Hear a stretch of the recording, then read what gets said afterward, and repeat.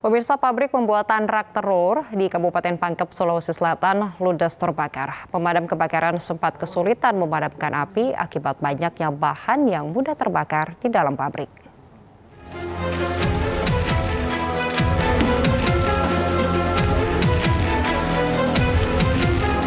Sebuah pabrik yang memproduksi rak telur di Jalan Kemakmuran, Kecamatan Pangkajene, Pangkep, Sulawesi Selatan ludes terbakar.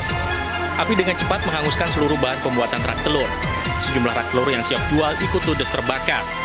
Banyaknya bahan yang mudah terbakar seperti karton membuat api semakin membesar dan menyulitkan petugas untuk memadamkan api. Saat kejadian, karyawan pabrik sedang beristirahat makan siang di kantor utama pabrik yang berjarak 100 meter dari pabrik pembuatan rak telur.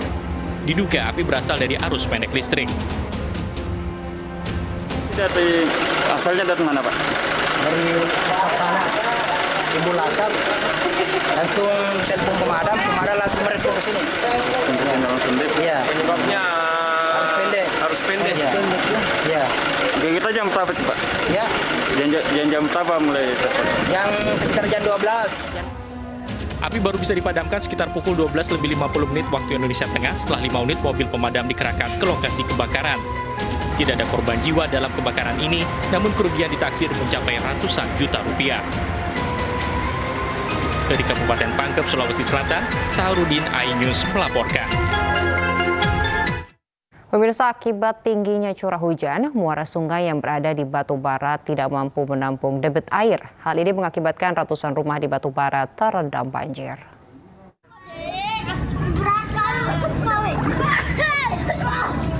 Hujan di wilayah Asahan dan Simalungun mengakibatkan jebolnya tanggul pada muara sungai Kuala Sikasim di Kecamatan Sei Balai, Batu Bara. Jebolnya tanggul membuat 5.000 rumah warga di Batu Bara terendam banjir. Banjir melanda 31 desa di 4 kecamatan, di antara Kecamatan Sei Balai, Kecamatan Talawi, Kecamatan Ibung Hangus, dan Kecamatan Datuk Tanah Datar.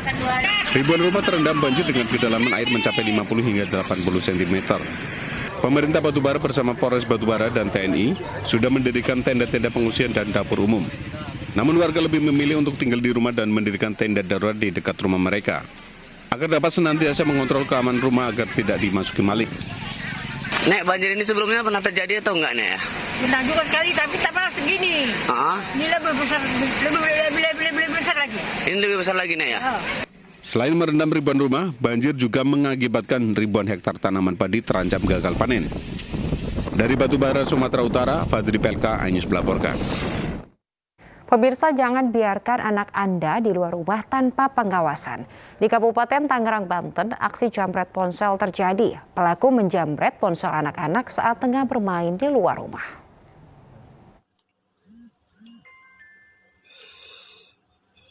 Dalam video rekaman kamera pengawas, dua pelaku menggunakan sepeda motor merebut ponsel milik anak-anak yang sedang bermain ponsel.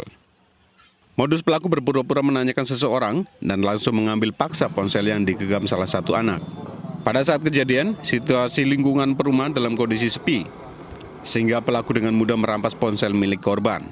Kan terjadi karena ada kesempatan kan, nah lihat anak-anak doang, nggak ada orang tua, dia jalan ke sini balik lagi muter, dipaksa itu anak. Sebenarnya sempat berebut gitu kan, namanya anak kecil kan tenaganya kurang lah ya. Nah jadi ya namanya anak-anak lah, diambil itulah HP langsung kabur. Aksi pencurian termasuk perampasan ponsel anak-anak di perumahan Taman Argo Subur, Kecamatan Soler, Kabupaten Tangerang, Banten sudah sering terjadi. Dari Kabupaten Tangerang, Banten, Aimarani, iNews melaporkan. Pemirsa, seorang bocah berusia 13 tahun di Kabupaten Rote Endau, NTT, babak belur dianiaya seorang oknum anggota TNI. Pelaku menganiaya korban karena dituduh telah mencuri telepon genggam.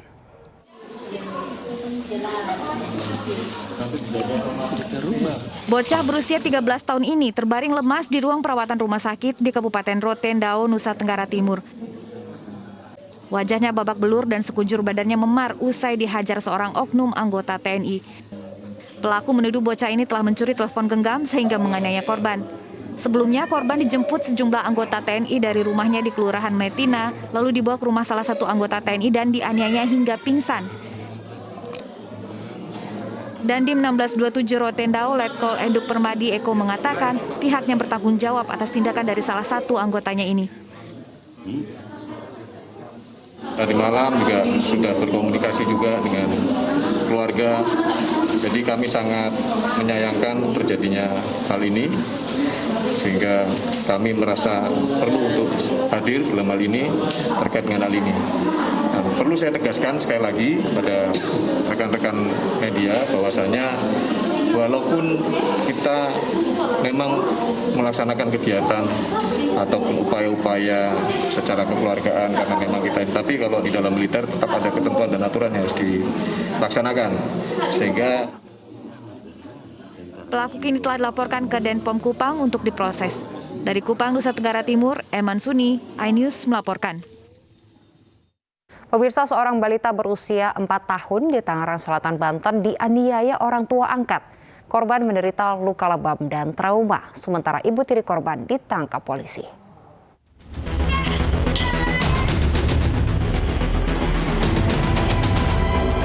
Video aksi sadis ini menggemparkan media sosial. Seorang ibu tiri tega menganiaya bocah laki-laki berusia 4 tahun. Polisi pun menyelidiki kasus ini dan langsung mendatangi rumah pelaku. Sang anak dibawa dari kediamannya di kawasan Pondok Aren, Tangerang Selatan, Banten. Sementara pelaku ditangkap polisi dan masih diperiksa intensif. Melakukan upaya penyelidikan dan saat ini anak korban yang berusia 4 tahun tersebut sudah alhamdulillah berhasil kita amankan dan sekarang sedang dibawa ke Rumah Sakit Umum Kota Tangerang Selatan untuk dilakukan visum et repertum. Korban kini dibawa ke rumah sakit untuk divisum. Di tubuhnya terdapat sejumlah luka lebam. Setelah dirawat, korban akan dititipkan ke pesantren. Dari Tangerang Selatan, Banten, Nunung Purnomo, iNews melaporkan. Sementara itu, pemirsa, bocah berusia 11 tahun di Kota Malang, Jawa Timur harus merawat bapaknya yang lumpuh dan adiknya yang masih balita seorang diri sejak ibunya meninggal dunia. Ia pun terpaksa putus sekolah demi merawat keluarganya.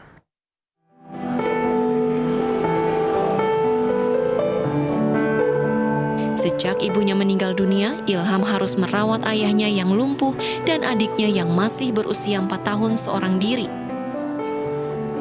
Di rumahnya yang terletak di Gang Sempit, Jalan Raya Telogomas, Kelurahan Telogomas, Lowokwaru, Kota Malang, Ilham memikul tanggung jawab yang berat hingga terpaksa putus sekolah di kelas 4 SD. Ilham seorang diri merawat ayah dan adiknya sejak Desember 2020 lalu setelah kecelakaan tunggal menimpa keluarganya. Kecelakaan mobil ketika itu merenggut nyawa ibunya, sementara ayahnya lumpuh karena cedera parah di tulang dada. Setiap harinya, Ilham mengerjakan seluruh pekerjaan rumah tangga hingga mengurus segala kebutuhan adik dan ayahnya. Ilham mengaku awal tahun 2021, ia sempat mencari uang untuk kebutuhan sehari-hari. Ia membantu tetangganya berjualan mainan dengan upah 10.000 per hari. Namun kemudian, para tetangga bergantian membantu untuk memenuhi kebutuhan makanan mereka sekeluarga. Sementara sang ayah mengaku terpaksa mengandalkan Ilham karena kondisinya yang lumpuh. Ya, mulai sekarang ini tidak bisa bekerja lagi. Semenjak Januari itu Pak ya? Iya. Pak, terus selama ini Bapak bagaimana Pak untuk makan, terus siapa yang membantu Pak? Ya tetangga-tangga itu kadang-kadang dari orang. Kalau saya punya uang ya beli sendiri. Nah, semuanya dibantu sama Ilham Pak? Iya. Ya gimana lagi yang punya anak satu itu dok yang agak besar. Ilham bercita-cita menjadi polisi agar bisa membanggakan ayahnya juga ibunya yang sudah tiada. Keinginan Ilham kini ingin ia dan adiknya bisa kembali sekolah agar bisa menggapai cita-citanya. Setelah hampir setahun, bantuan pun datang. Ayah Ilham kini berada di rumah sakit untuk perawatan, sementara Ilham dan adiknya berada di panti asuhan. Dari Malang, Jawa Timur, Denny Irwansyah, iNews melaporkan. Pemirsa, TNI Angkatan Laut mengerahkan armada KRI Semarang 594 untuk menyuplai daerah yang kekurangan oksigen. Kegiatan yang telah dimulai sejak tanggal 16 Agustus lalu telah mengisi 51 tabung yang digunakan penanganan pasien COVID-19 di Riau.